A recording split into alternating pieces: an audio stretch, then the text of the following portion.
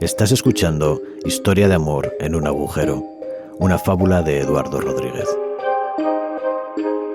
3. Pijamas. Se había visto tan atareada en los últimos días por el aumento de la carga de trabajo que siempre precedía al fin de año y por las cenas de Navidad con colegas y amigos, que el jueves, cuando fue a hacer la colada, Eva no tuvo paciencia para esperar a que terminara el ciclo de secado y se volvió al agujero con parte de la ropa todavía húmeda. Las lluvias de otoño les habían enseñado a preservar las prendas dentro de bolsas de plástico, porque los contenedores por sí mismos no lograban evitar que la suciedad, en una misteriosa taumaturgia del barro, se colara invariablemente hasta el tejido. Así que el viernes, cuando fueron a prepararse para la cena de Nochebuena, Eva deshizo con sus uñas mordidas los nudos de las bolsas, y éstas desprendieron un largo suspiro de musgo y encierro, de tumba largamente sellada. Al ponerse la ropa, comprobaron que habían crecido manchas verdes de hongos entre las arrugas innumerables, y Eva se echó a llorar. «Venga, venga, no es tan grave», la consoló David con torpeza. Habituado a dejarse guiar por ella, sus momentos de flaqueza lo desconcertaban.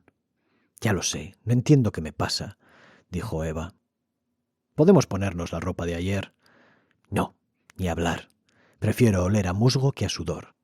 Temblaban bajo las prendas húmedas cuando salieron del parque, y por más que apretaron el paso, y aunque caminaban encogidos y abrazados bajo las luces navideñas, como dos pordioseros de cuento, no lograron sacudirse el frío hasta que llegaron al metro.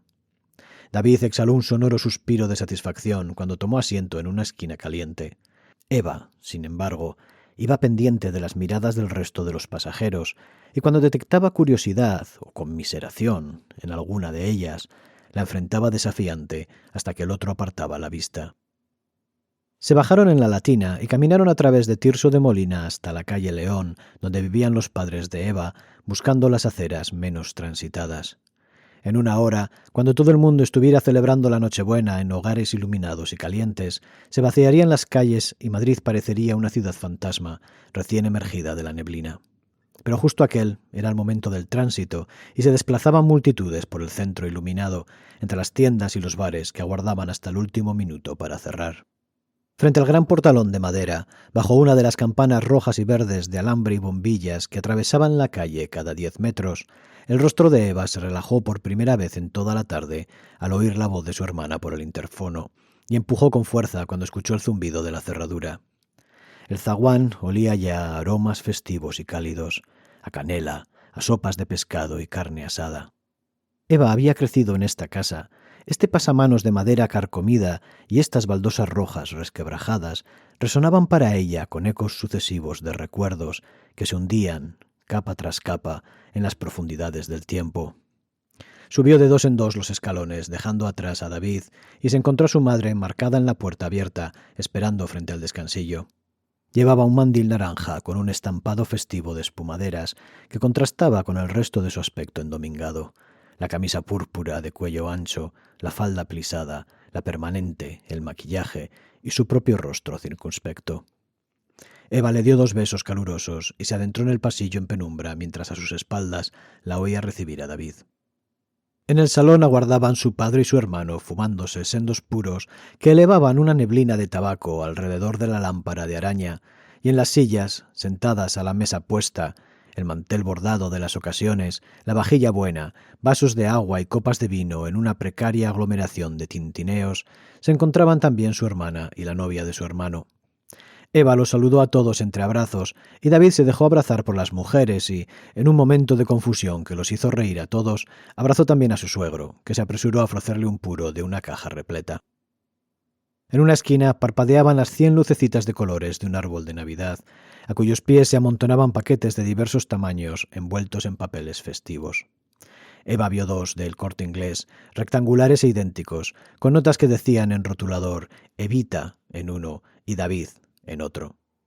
Reinaba en el salón un silencio cómodo, salpicado de simpatías, de personas satisfechas reunidas en mutua confianza, y Eva dedujo que su padre y su hermano llevaban un rato bebiendo a escondidas. Como David se había acomodado ya junto a ellos y comenzaban en el salón las habituales conversaciones neutras de la familia política, los dejó y se fue a ofrecer su ayuda en la cocina. Hasta donde alcanzaban sus recuerdos, la cocina había sido siempre el corazón de la casa. Era allí donde transcurrían la mayoría de las comidas y las conversaciones, donde se recibía a todas las visitas de confianza y desde donde, discreta y severa, su madre había reinado sobre las vidas de todos ellos a lo largo de su infancia y su juventud.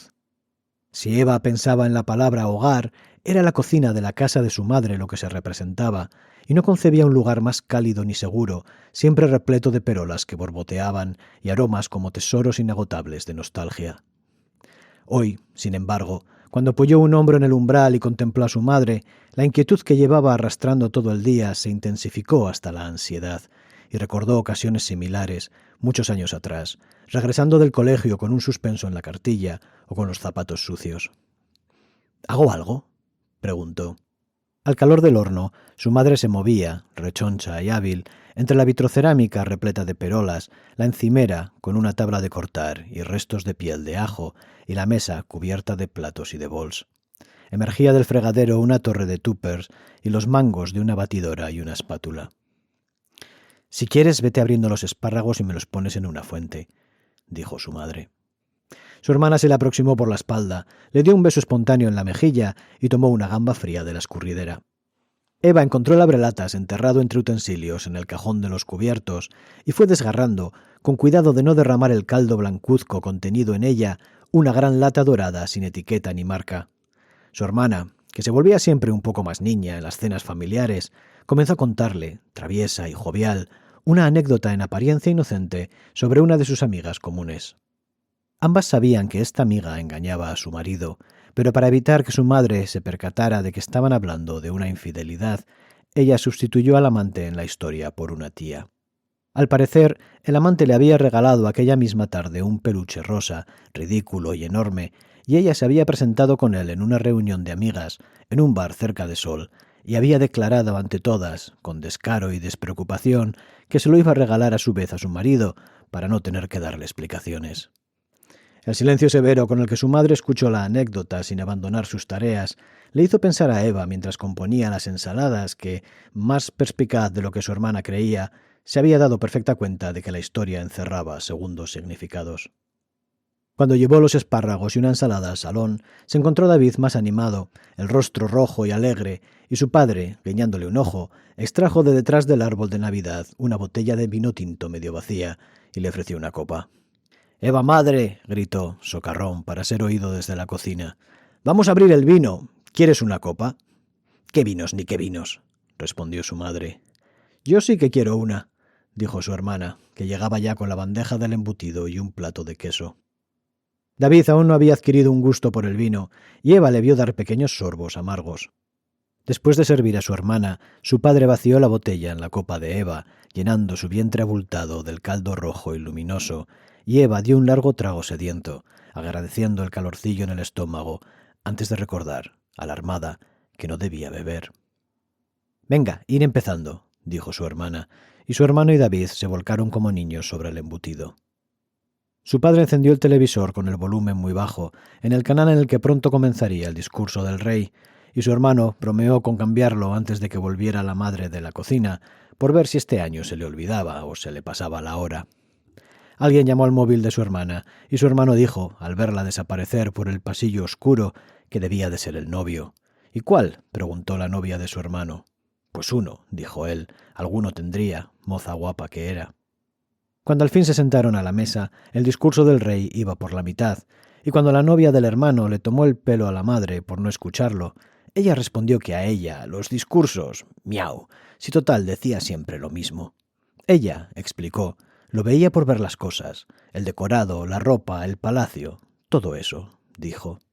Y Eva dio otro trago inconsciente a su copa de vino.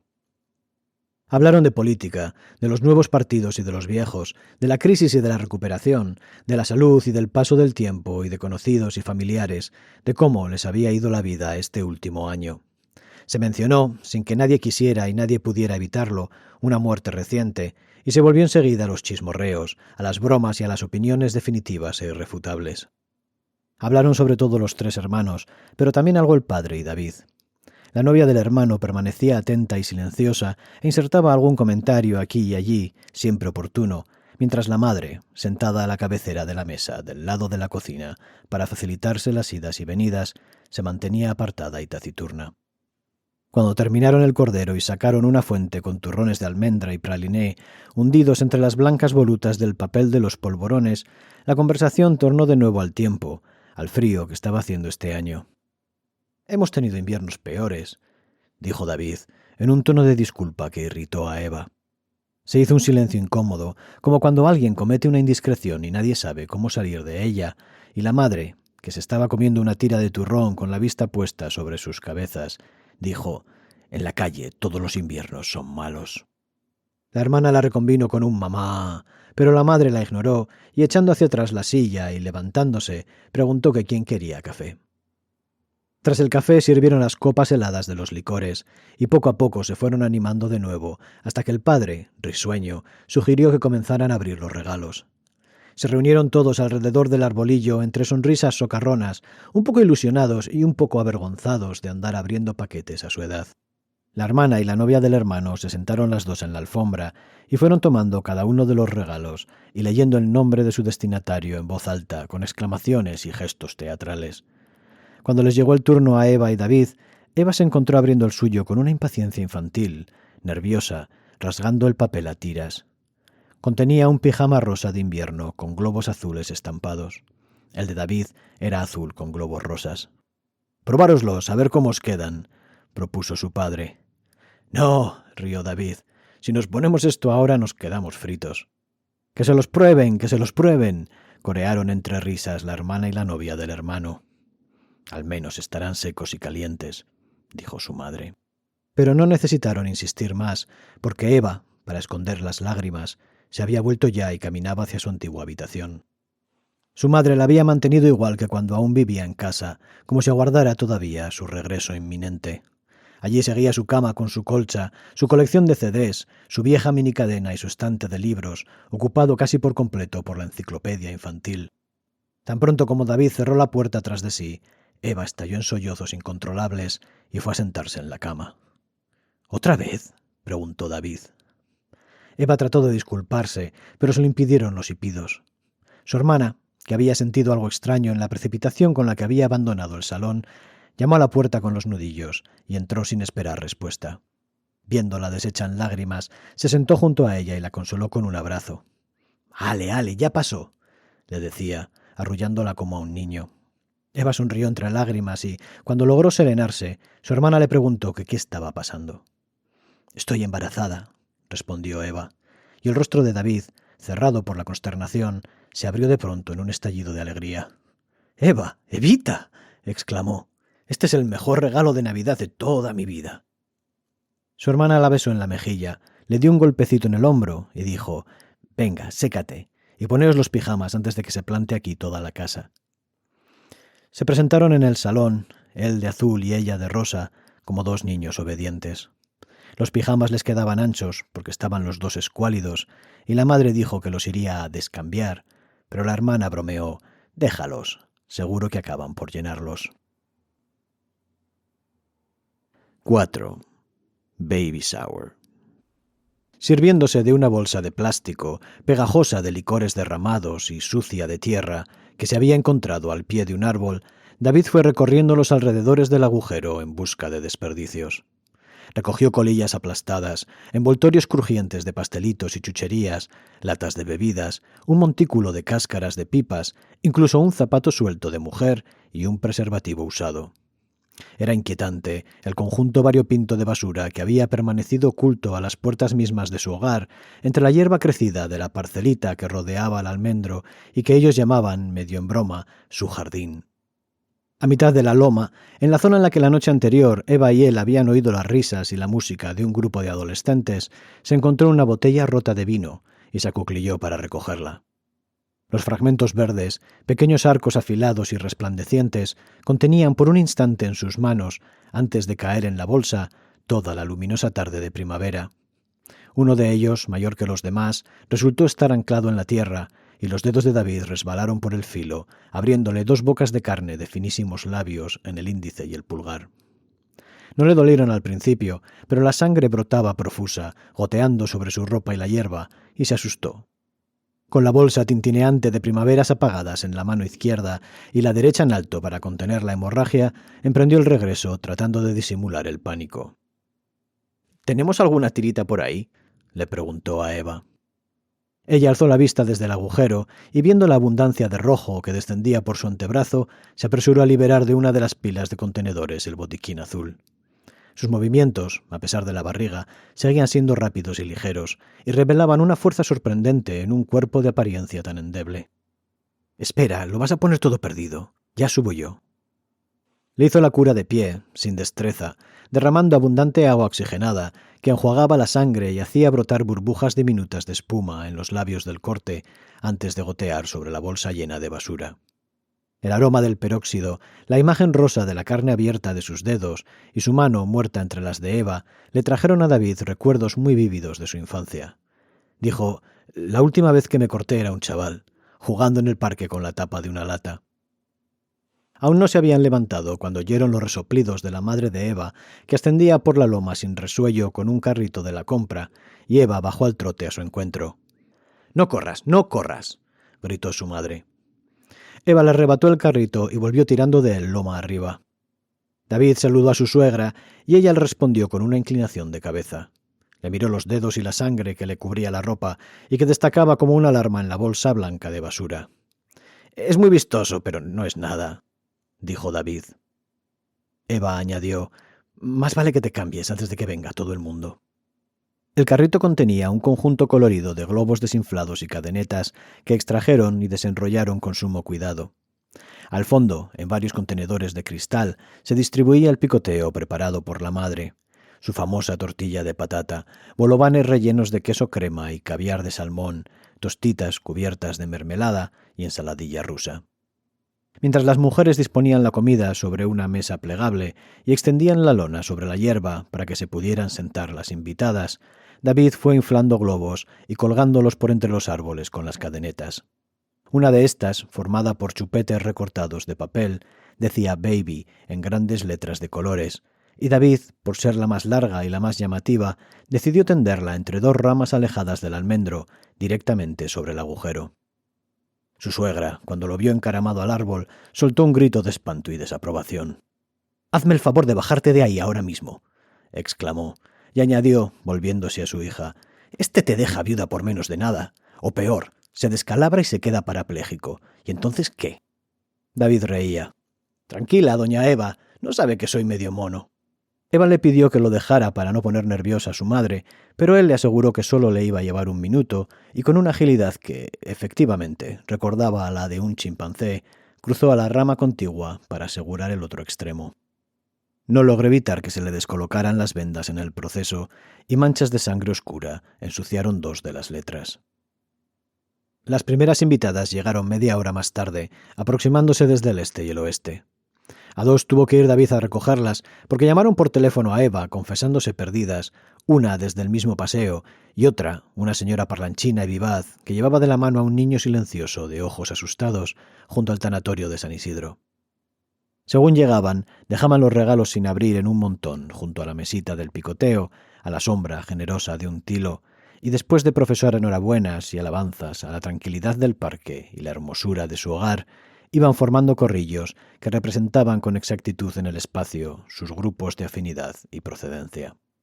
Las amigas íntimas de Eva y su hermana, más jóvenes y mayoritariamente solteras o sin hijos, eran más dadas a sentarse en la lona a disfrutar del parche de sol que la iluminaba, demostrando en sus movimientos y posturas su familiaridad con aquel entorno, mientras que las compañeras de trabajo o las de la clase de yoga y las de prenatal se mantenían de pie para evitar la incomodidad de una falda o de una barriga de varios meses, o simplemente para vigilar de cerca a los niños, que comenzaron a corretear en cuanto hubo dos de ellos, y que para el desmayo de sus madres volvían una y otra vez, con una curiosidad irresistible, a asomarse al borde mismo del agujero. Solo acudieron dos hombres, ambos acompañando a sus parejas, y ambos se sintieron en la obligación de charlar con David, utilizando las frases cortas e incómodas de las conversaciones entre desconocidos.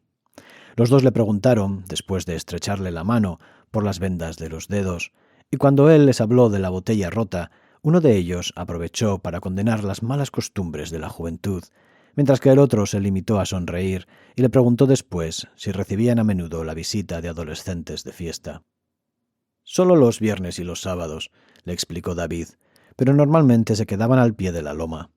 Mucho más comunes eran las parejas que se repartían por el parque cualquier día de la semana en cuanto caía la noche. En cierta ocasión, una de ellas, posiblemente despistada por la oscuridad y el deseo, se había parado a hacer el amor al lado mismo del almendro.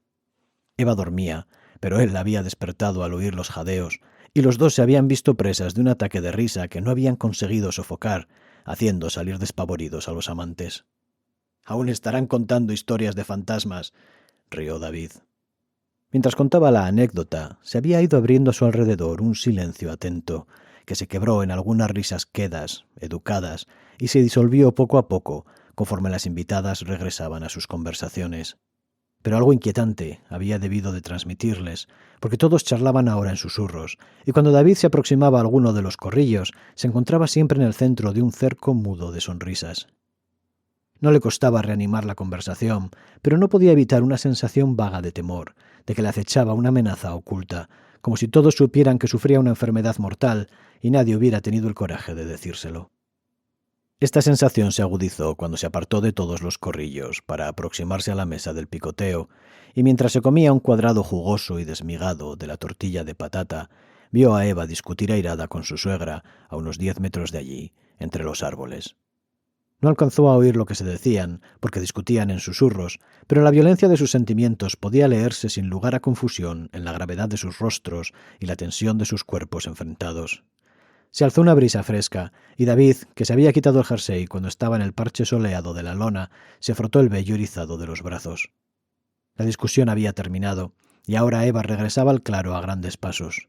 Su madre la seguía más despacio, a un par de metros de distancia. «¿Qué ha pasado?» «Nada». Eva, sin detenerse, fue a sentarse entre sus amigas. Su suegra ni siquiera lo miró al cruzarse con él. Se dirigió al borde del agujero y allí permaneció, sola, de espaldas a la fiesta. A David le había parecido que le brillaban los ojos cuando pasaba a su lado, como si hubiera llorado o solo a duras penas lograra contener las lágrimas. Además de los refrescos, se habían provisto de cervezas y vino, y conforme fue avanzando la tarde y el alcohol se fue diluyendo en el grupo, se evidenció una relajación de las posturas y las voces, incluso entre aquellos que no habían tomado nada. Cada vez había más gente en la lona y menos de pie, y cuando el grupo se hubo reducido un poco, y el sol, sumergido ya entre las copas de los árboles, los alcanzó solo en reflejos deslumbrantes que bailaban entre las hojas, se dejaron vencer por la atmósfera de intimidad y todas las conversaciones acabaron por confluir en una sola. Había cabezas que descansaban sobre regazos, muchos ojos puestos en el azul sin nubes y un ambiente de tarde de domingo y picnic campestre entre amigos. Predominaba el silencio, como un mar en calma sobre el que se elevaran, intermitentes, breves olas de palabras. Una mujer dijo que el almendro era un árbol muy guapo y, ante las risas, explicó: «Elegante, proporcionado. Si fuera un hombre, sería un hombre atractivo». «El árbol George Clooney», bromeó una, y otra añadió: «Ay, Maribel, qué mal estás». Pero cuando se acallaron las últimas sonrisas, se alzó la voz de Eva, que se hallaba en el centro de la lona, apoyada como para el parto entre las piernas de su hermana, y les contó a todos cuánto habían esperado la llegada de la primavera, con qué atención habían observado a principios de año los más mínimos avances de la luz y cualquier otra señal que anunciara el fin de las heladas, y cómo a mediados de febrero se habían despertado una mañana para encontrar entre las ramas más altas del almendro los primeros brotes de flores blancas, que en los 2 días siguientes llegaron a cubrir por entero el árbol. Esas mañanas en que se despertaban y abrían la lona a una nube de algodones resplandecían tan repletas de promesas que incluso dejó de incomodarles el frío. «Solo estaba de 11 semanas entonces», dijo, «pero sentía al bebé creciendo dentro de mí, como si yo también fuese un árbol». Un mes más tarde, por marzo, al abrir la lona se precipitó sobre ellos una cascada de miles de pétalos rosados. Uno de los hombres dijo: «Debe de ser muy dura la lluvia». Y Eva dijo que sí, que era peor que el frío, que incluso el frío podía resultar agradable cuando no había humedad. Le daba a una la oportunidad de rebujarse entre mantas, dijo, y algunos sonrieron. David, que contemplaba las trayectorias de los pájaros a través del cielo con los brazos cruzados detrás de la cabeza, se incorporó para ver dónde se encontraba la madre de Eva. Pero no la halló por ningún sitio, ni tampoco su carrito de la compra, que había estado varado durante toda la tarde junto a la mesa del picoteo. Los últimos invitados se despidieron con las últimas luces, y Eva y él, observando en lo alto una luna afilada color crema que brillaba entre cientos de estrellas, se dijeron que podían arriesgarse a dormir sin la cubierta y recogerlo todo a la mañana siguiente. Había sido una jornada larga y estaban cansados. Eva se sentó en la lona con las piernas cruzadas y las manos bajo la barriga, observando las luces de la autovía que flotaban por entre los troncos oscuros de los árboles como una santa compañía de fuegos fatuos. David se sentó a su lado y la rodeó por los hombros. ¿Por qué habéis discutido tu madre y tú? Eva se sacudió la pregunta con un gesto, pero contemplaba la lejanía, las luces reflejándose en la penumbra líquida de sus pupilas, con un aire de profunda serenidad, de tristeza tranquila. Esto ha sido Historia de amor en un agujero. Puedes escuchar el resto de capítulos en esta misma serie de podcast, descargar gratuitamente el audiolibro y el libro electrónico o adquirir el libro en papel por 3,5 € en amazon.es o amazon.com. Todos los enlaces se encuentran disponibles en trasunto.es/agujero. Si te está gustando, compártela. El copyright del texto y la grabación pertenece a Eduardo Rodríguez 2024, todos los derechos reservados.